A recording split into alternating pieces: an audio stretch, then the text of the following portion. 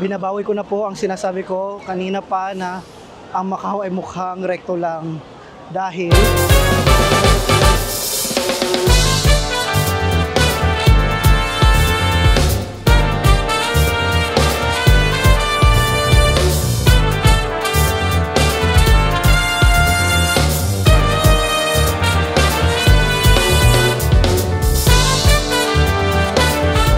just gonna cut you off.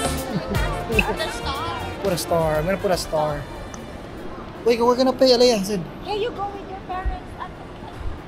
Iba daw ang pila namin. Dito kami sa visitors. Yung kasama namin, permanent resident sila ng Hong Kong kasi. Bilis ng immigration, literally scan lang yung passport, tas ayun na, pasok na kami. Let's go to Macau. After passing through immigration, you'll have to buy a bus ticket going to Macau. Now, you might be wondering why we have to pass through immigration. Macau and Hong Kong are part of China's one country, two systems policy, meaning they are somewhat managing their own regions but are both part of China. That's why passing in and out of either cities needs to go through immigration. Macau is a territory of Portugal before, kaya madami tayong makikita mga Portuguese na mga signages. So, hindi siya mostly English. So, kakalabas lang namin ng, ang tawag na is land port. So, similar siya sa airport and seaport. So, tawag nila dito is land port, mga bus lang. And then ngayon, nasa labas kami, naghahanap kami ng masasakyan papunta sa main city nila. Parang bus lang ata hinanap namin. I'm not really sure. Sumusunod-sunod lang naman ako dito sa mga kasama ko. Next destination na lang. Balitaan ko na lang kayo. Ito na nga ba sa sasakyan namin? Wala talaga akong alam sa pupuntahan namin.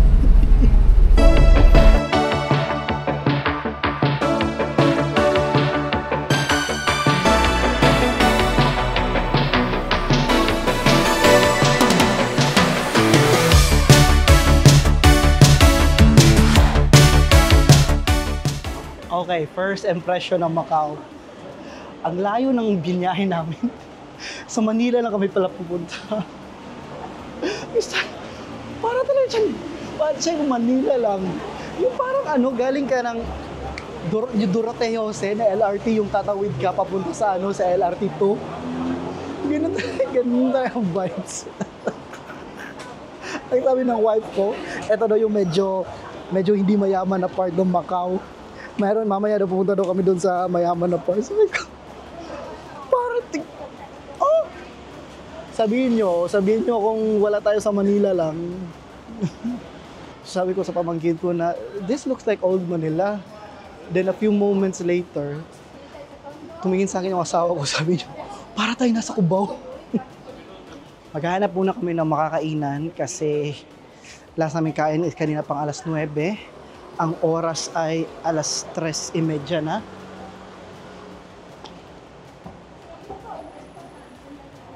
Parang may alam naman daw silang kainan. Kasi ito sila dito, nakailang balik na sila dito. Kami ang first time ng asawa ko dito. Kaya alam muna kami ng mga kainan, kain, bago kami umko. Ito dito na part na to, ang vibe siya talaga, tingnan nyo. Medyo wala lang masyadong sigurong tao ngayon kasi linggo, pero tingnan yung mga ganyan-ganyan na benta, oh. Para kang nasa sa Recto. Yung pagkababa mo ng LRT 2, yung Recto Station sa may Isitan, saka yung mga nagbebenta-benta ng mga alahas doon. O di ba, parang ganito talaga ang vibes. Ganito ang vibes dito sa Macau. Kung gusto yung pumunta ng Macau, punta kayo ng maglakad kayo sa Recto. Same lang. So nakahanap na kami ng makakainan. Parang siyang food court style na merong Chinese, may Japanese, may Taiwanese, and Korean din. Ang napili kong kainin ay itong short ribs na spicy from a Korean restaurant. And then, pagkapasok namin, merong mga coupon na binigay. So, may $10 minus. So, tipid agad. Hindi ko lang maalala kung anong pangalan ng restaurant. Meron silang ganito. So, if alam nyo to, search na lang. Sorry. Hindi ko kasi na-check kung paano pangalan ng restaurant sa baba or yung establishment. So, magla-lunch muna kami bago kami ikot. Ang joke namin kanina, tagal na bumiyahe. Umalis kami ng mga 10:30, alas 3 na kami dumating dito, mga 3 plus. Sabi namin, kakain lang kami dito, tapos uuwi na kami, babalik kami Hong Kong. Tapos na kami kumain, and ngayon ay naglalakad-lakad kami. Hindi ko alam kung saan kami pumunta. Sinasabihan ako ng pamangkin ko na sana all baliw. Kaya bigla lang daw ako nagsasalita-salita. Ito na area na to is medyo marami ng tao. Sunday siya, so technically like parang, ano siya, like wala masyadong sasakyan. Pero maraming mga taong naglalakad. And then, yung ito dyan dito is para para palang mga inchik-inchik na bentahan dun sa recto. Talagang feeling eh. Or Cubao. Sabi ko na asawa ko, para daw nasa Cubao lang kami.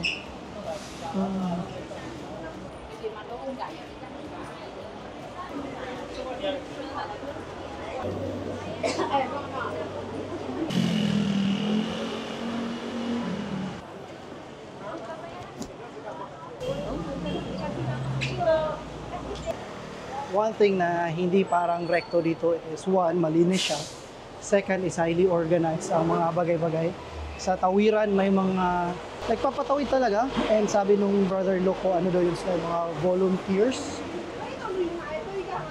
Tinitanan ko kasi baka naglalakad ko sa kinag-unang lakad, baka wala akong internet. So ang sabi na is mga volunteers na yun sila, aayos ng traffic on weekends. Binabawi ko na po ang sinasabi ko kanina pa na ang Macau ay mukhang rekto lang dahil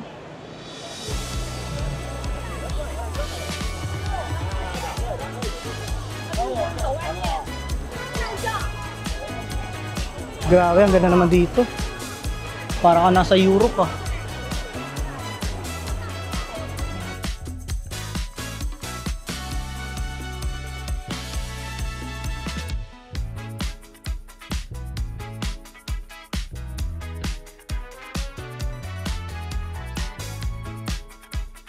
Ang challenge ko lang ngayon is that wala akong internet, wala akong mobile data. Kasi yung eSIM na binili ko is just good for Hong Kong. Hindi gumagana ang eSIM ko dito. So if you're interested or if nagbabalak kang gumamit ng eSIM, take that into the consideration. Pag pumunta ka ng Hong Kong and may plano kayong pumunta ng Macau, ang pwede nyong gawin is, pwede kayong gumamit ng GOMO kasi yung GOMO is may roaming sila specific for Hong Kong. Pero at the same time, pwede din kayong kumuha ng for Macau. Parang ang 1 gig na roaming is equivalent to 7 gig sa Pilipinas. Pwede kayong mag-transfer na lang para may roaming din kayo sa Macau.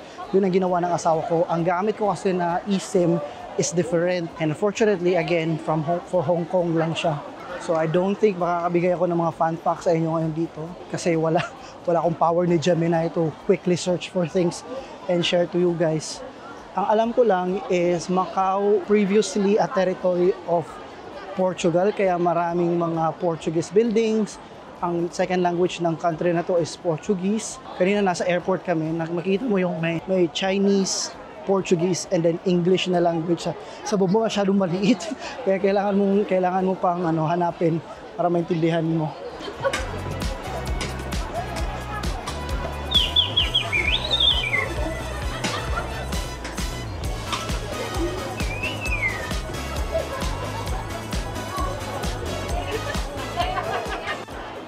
Pinapagalitan ako ng asawa ko kasi bigla-bigla akong nawawala. Tapos, una, wala akong internet.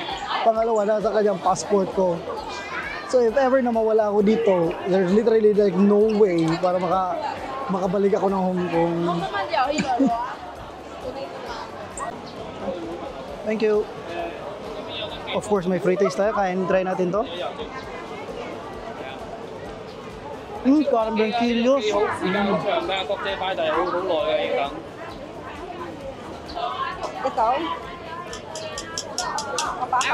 Beef? Pork? Pork jerky?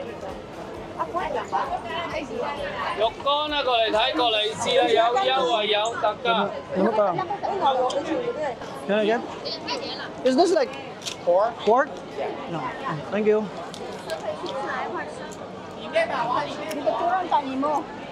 Parang balat ng lechon. Daming freebies. Yung jerky masarap.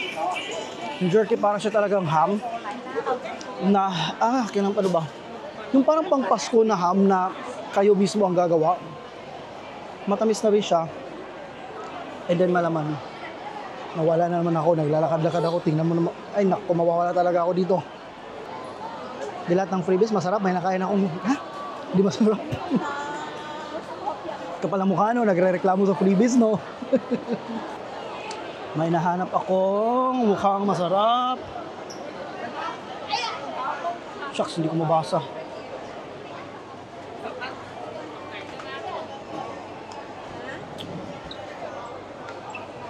Gusto ko yung kape na kape. Ayoko ng ice cream. Naghanap kasi ako ng kape, tas yun ang nakita ko. Akala ko kape, actually ice cream pala siya, tas may mga different coffee flavors. Pero ito dito may nahanap akong coffee shop. It's, pangalan nito?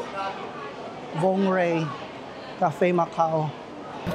Put here, please. 冰咖啡， Ah, okay. 爱喝咖啡，爱喝冰滴的这个， Thank you. 对对对。第三、第四就是冰箱里面这个。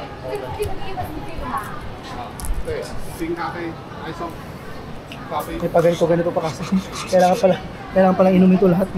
Ay, ibabalik daw itong bote. 对。 Ah, para siyang... 还是咖啡啊，美女。OK OK， 好 OK，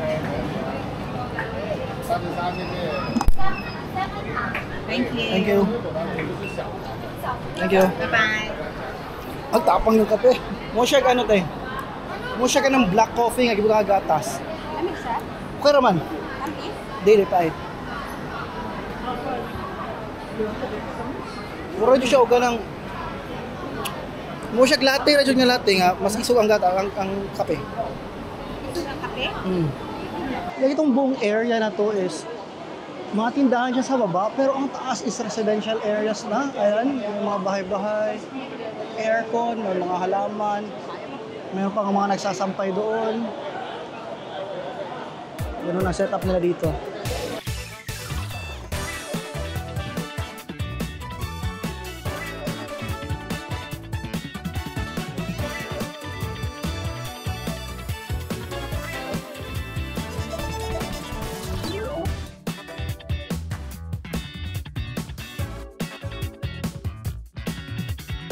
Sa vlog ko ba? Mga pegoy.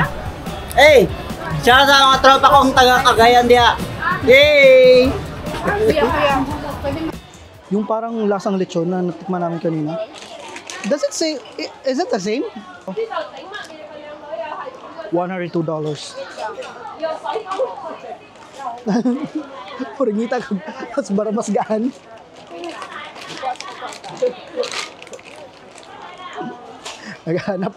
Sawa ko naghahanap ng mas magaan para mas mura konti. Parang gulay lang. Meron din silang ganito, yung mga egg tart. Yan. Pero mas gusto namin yung parang balat ng lechon. So itong lugar na to mismo, para siyang pasulubong center talaga, pero mga pagkain lahat. So meron siyang mga ganito na mga delicacies, may parang hopia, iba-ibang flavor. And then, eto, I don't know kung ano yan. Ito, parang eggnog ng pagkain ng mga bata tayo. Mas marami siya mga free taste talaga. Sorry. And marami siya mga free taste lahat. Actually, almost lahat ng stores. Not almost. All stores talaga is meron silang mga free taste if you wanted to. Taste muna bago bumili. And depende na lang talaga sa kagalingan magbenta. Lagay ko yun.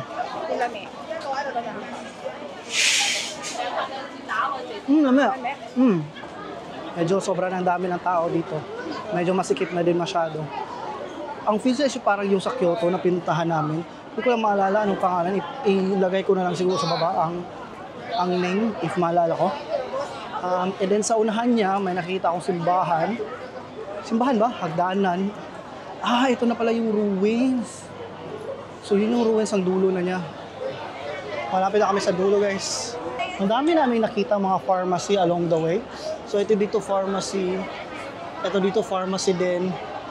And then sa kanina sa mga dadaanan namin may mga pharmacy din. I don't know, baka in case na ma-empacho ang mga tao siguro. Joke, I don't know. Pero maraming pharmacy.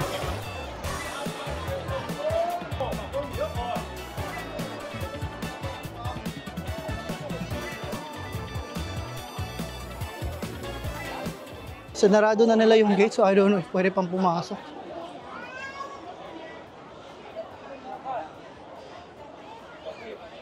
Basically, yan ang loob ng ruins. So galing kami doon. And then sabi ng wife ko, ang itinerary niya dapat is dito ang first namin.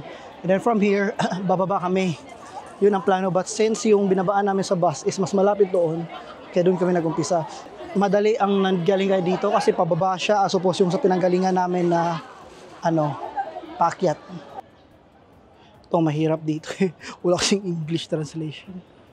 Wala pang Google Maps. Google Translate. Pero dito ako sa gilid ng ruins. May mga pulis sa harap. Kanina may mga nakakapasok pero sinarado na nila. Hindi ko rin alam if may bayad para makapasok. Search nyo na lang. I'm really sorry. Wala kasi akong internet. Pero maganda yung place na nilakaran namin. Daming freebies. Grabe, mabubusog kayo sa freebies. Sila na mag-offer sa inyo ng freebies. Hindi kayo manghihingi. Yung brother-in-law ko, nabusog na daw siya. Hindi na siya magdi-dinner dahil sa freebies. Anyway, I don't know if pauwi na ba kami o may iba pa kami pupuntahan. Pero for now, tatambay lang muna kami dito sa Hanggan.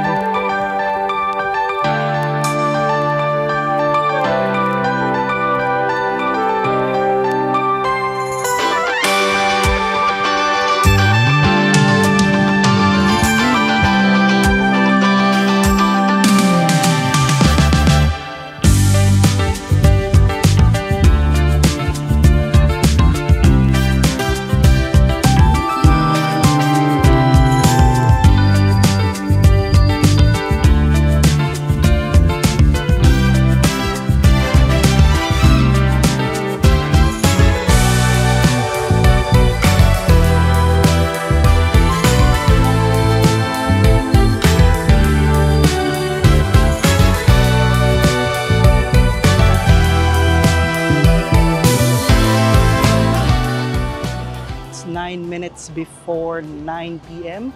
and nandito pa rin kami sa Macau on our way sa Venetian, like literally it's right there. Honestly, napapagod ako. Pumunta lang kami dito, kakain lang kami ng dinner and then we will head home na. Grabe guys, amoy pawis na ako kakalakad buong araw. Buti na lang nakabili akong bagong shirt. Maghanap ako ng CR, kailangan ko talaga magbihis. Like, naamoy ko talaga ang sarili ko.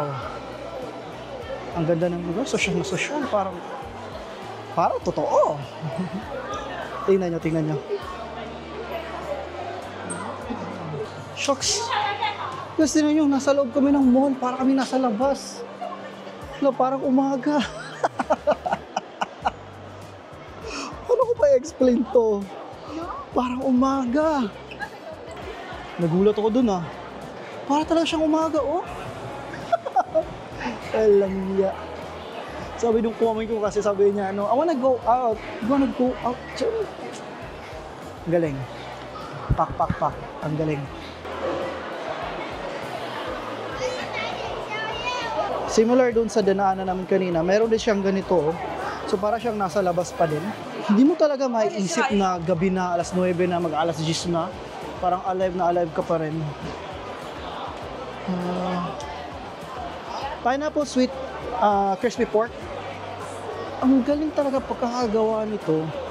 Like 9:30 na, hindi mo talaga ma-feel na 9:30 na. Like kung ikaw magkakasino, and then lalabas ka lang para kakain, isipin mo lang talaga na umaga pa.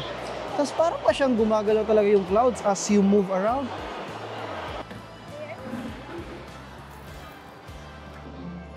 Yes, that's it. Thank you, Macau. We'll call it at night. Balik na kami ng Hong Kong.